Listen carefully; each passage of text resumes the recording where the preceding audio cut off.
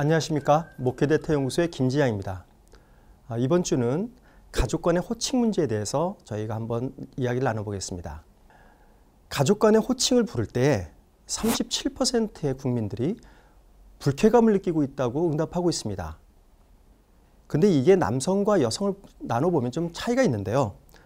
남성 중에 23%, 여성 중에는 남성의 2배가 넘는 51%가 가족 간의 호칭을 부를 때 불쾌감을 느끼고 있다고 이야기하고 있습니다.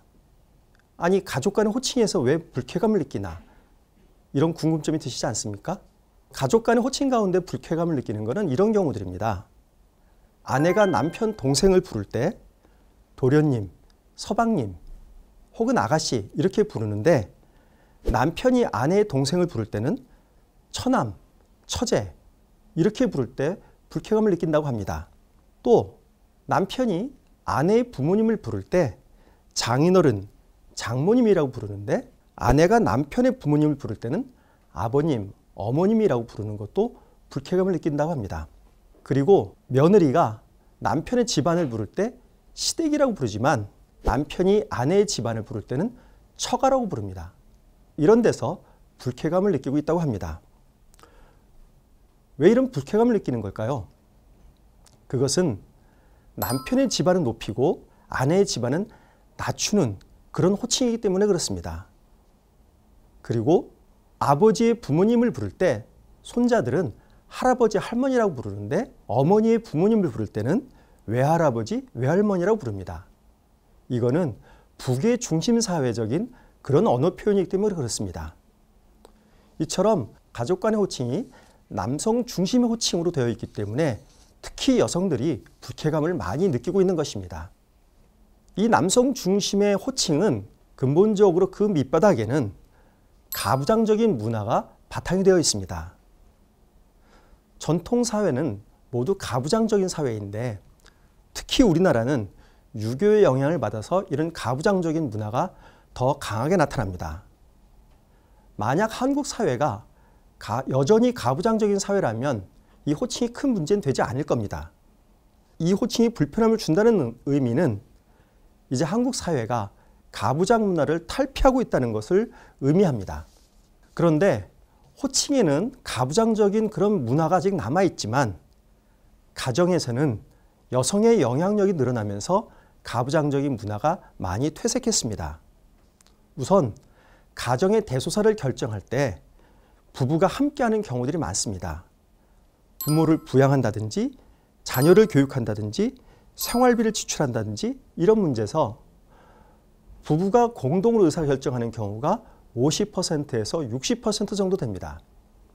남편이 의사결정을 주로 하는 경우는 부모님을 부양하는 경우 21%, 아내가 부모님을 부양할 때 의사결정하는 경우가 12%에서 부모 부양의 경우에만 남편이 주로 의사결정을 하고 있고 자녀 교육이나 생활비 지출은 아내가 중심적으로 의사결정을 하고 있습니다.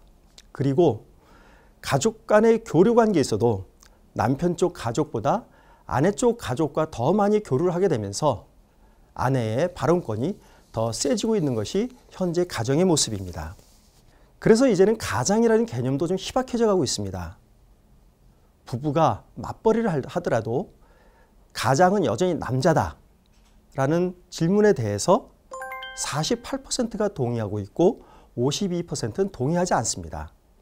그런데 재밌는 거는 남성들은 53%가 동의하고 47%가 동의하지 않아서 약간 여성보다 동의하는 비율이 높은 데 비해서 여성들은 43%밖에 동의하지 않습니다. 맞벌이를 하게 되면 왜 꼭 남성이 가장을 해야 되느냐 이런 반문을 여성들은 하고 있는 겁니다. 또한 며느리는 시가와 관계에서 약자의 위치에 있다라는 명제에 대해서 47%가 동의하고 있고 53%가 동의하지 않습니다. 동의의 비율과 비동의 비율이 반반으로 나타나는 것이죠. 그런데 여기서도 남성과 여성의 인식 차이가 드러납니다. 남성은 며느리가 시가의 관계에서 약자의 위치에 있다라는 데 동의하는 비율이 36%밖에 되지 않습니다. 그런데 여성들은 58%가 동의를 하고 있습니다. 가정 내에서 아내의 지위가 올라갔지만 시댁과의 관계에서는 여전히 여성들은 약자라고 인식하고 있는 그런 의미가 이 수치에 내포되어 있습니다. 그러면 가정에서 가부장 문화가 사라지고 있는데 그에 맞춰서 호칭이 달라져야 될 것입니다. 여성가족부와 국립국어원이 가족 간 호칭을 고치는 문제에 대해서 제안을 했는데 양가 부모님을 구분 없이 아버님, 아버지, 어머님, 어머니로 통일하는 것에 대해서 80%의 국민들이 적절하다고 그렇게 응답을 하고 있습니다. 그런데 여성들 가운데서는 무려 90%가 적절하다고 응답하고 있습니다.